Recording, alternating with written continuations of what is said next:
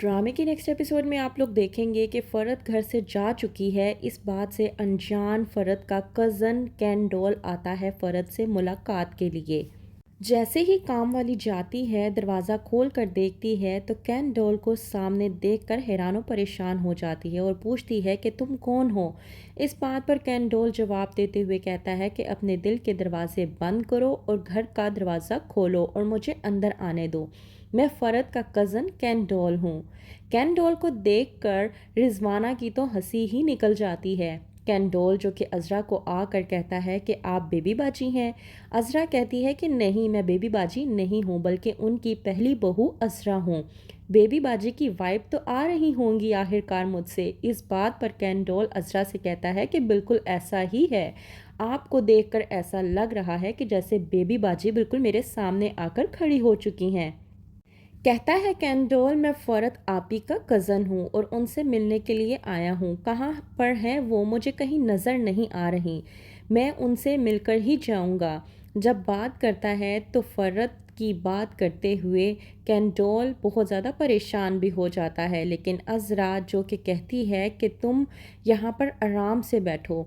Candolle जिसको महसूस होता है कि फ़रत को लेकर कोई मामलात गड़बड़ हैं, तो वो सीधा दो टोक अल्फाजों में बात करता है और कहता है कि डोमेस्टिक वायलेंस के तहत मैं तुम लोगों को जेल की चक्की तक पिसवा सकता हूँ।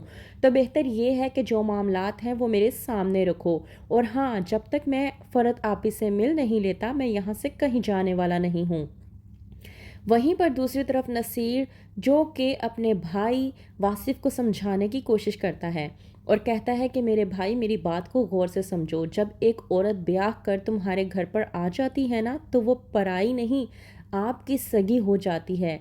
और आपकी सबसे ज़्यादा सगी आपकी अपनी बीवी ही होती है। बीवी के अलावा कोई सगा रिश्ता नहीं होता। वासिफ जो के नसीर को टोकते हुए कहता है कि आप ये मत भूलें कि आपने अस्मा भाभी के साथ किस तरह के रवैये इख्तियार किए थे।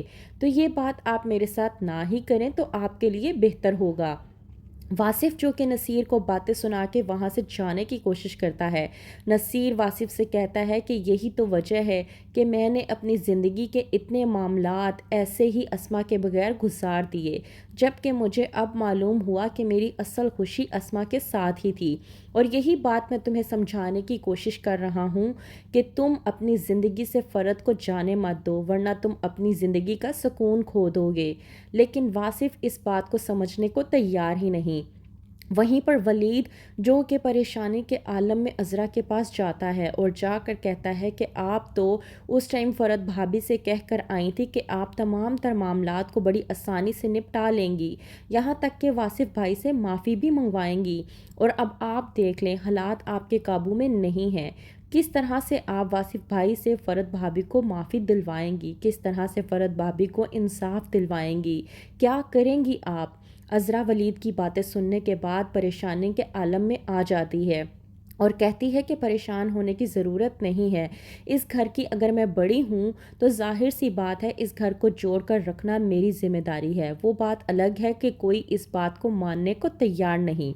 मैं इस घर को किसी भी कीमत पर टूटने नहीं दूंगी। मैंने वादा किया था कि मैं फ़रत को वापस लेकर आऊँगी, तो मैं अपने वादे को पूरा करके ही रहूँगी। वहीं पर कैंडोल जो डेरा जमाकर बैठ गया है इनके घर पर और कह रहा है कि जब तक उसकी फ़रत से मुलाकात नहीं होगी वो यहाँ से कहीं भी जाने वाला नहीं है। तो क्या फ़रत अपने भाई की खातिर वापस आ जाएगी? जानने के लिए देखते रहिए ड्रामा सीरियल बेबी बाजी की बहुएं।